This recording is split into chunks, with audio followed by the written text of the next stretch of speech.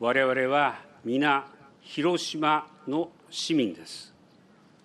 世界80億の民が全員、そして広島の市民となったとき、この地球上から核兵器はなくなるでしょう。私はそれを信じています。歴史的なサミットにするという意気込みで臨んだ岸田総理大臣。理想の核なき世界へ、決意と成果を強調しました。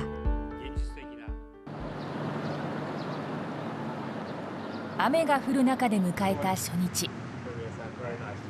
レッドカーペットの先にあるのは78年前の惨状を伝える原爆資料館です。到着順に入り、最後のアメリカバイデン大統領が入ったのは午前11時21分。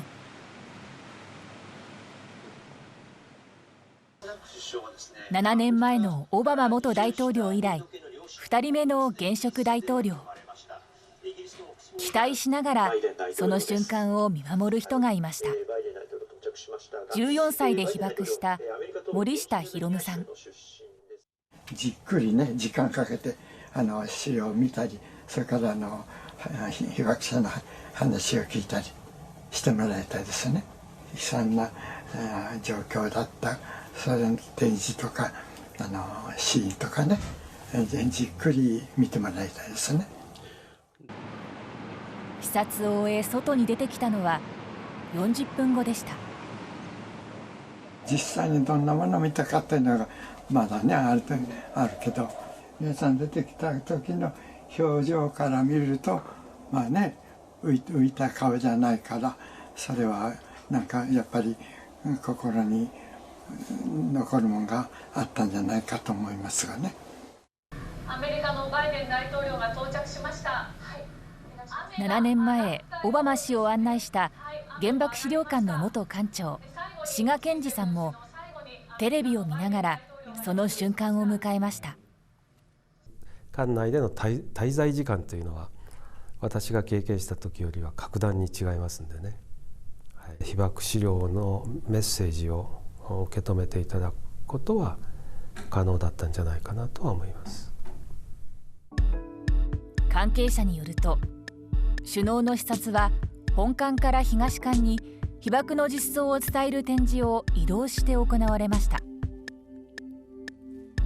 首脳たちは10点以上を見たといいます。しかし志賀さんは移動された展示ではなく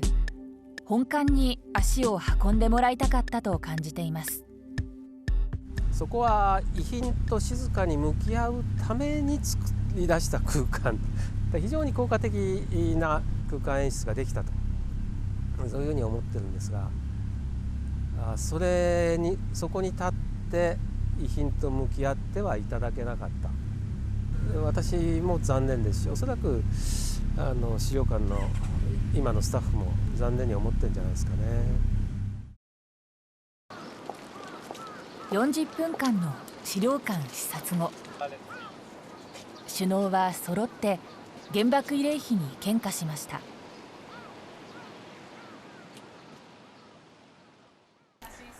きっちりと資料館を見て被爆者の話を聞いてくれたんかやな。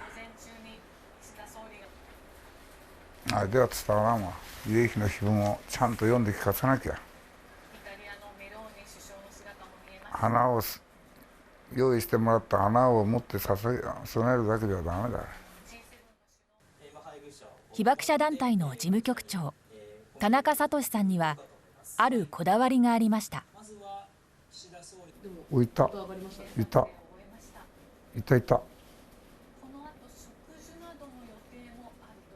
あ、説明に行ったかな。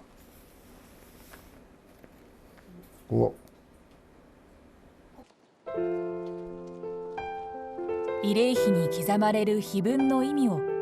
首脳に知ってほしいと思っていたのです。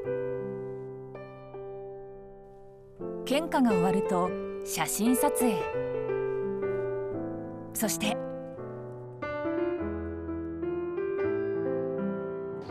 広島市の松井市長が碑文について説明しました。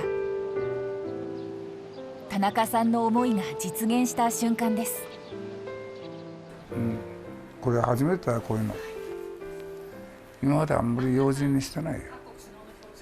一種の講義を受けてるか説教されてるんだから、これ。バイデンさん、しっかり聞いてよ。広島の講義だから、これ。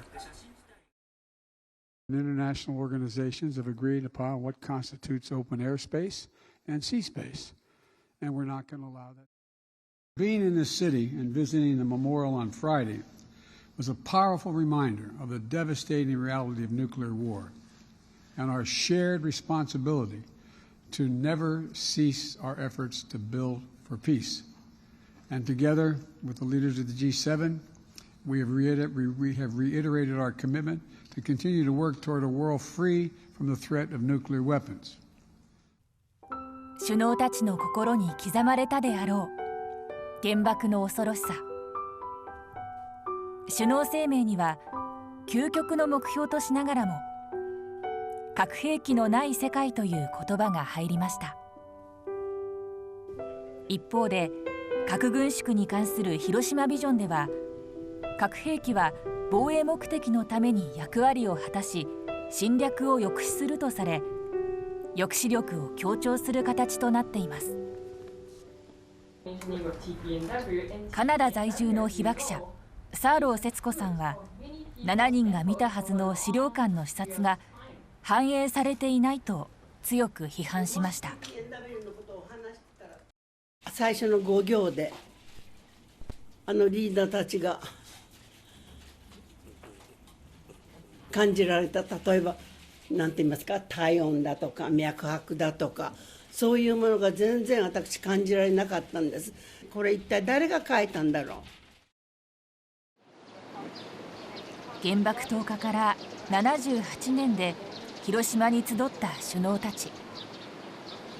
重い現実と理想の狭間で揺れる世界と被爆地の姿がそこにありました。ということで、やっぱり今回の G7 サミットに関しては被爆者の方たちも、もう少し思いを届けたかったという声も様々でしたけれども、佐尾澤さん、ただ今回は初めて首脳たちが全員集まって原爆資料館の訪問というのも実現しましたよね。このことについてはどういうふうに思いますか。やっぱり歴史でこんなことは初めてなんで、その核廃絶と核兵器の、拡散防止にとってはとても大きな一歩になったと思いますね。核の本当の恐ろしさはやはり、その資料館に入らないとわからないことだと思うんで、そこに入ってもらってしっかり分かってもらえたと思うんで、とても良かったと思います。やはり資料館に入ってそこで何を感じるかっていうところですよね。そして広島ビジョンというのが今回は発表されましたけれども、核なき世界の実現というのを目指しつつも、ただやはり核の抑止論というのを正当化しているんじゃないかという見方もありますよね。これに関してはどうですか。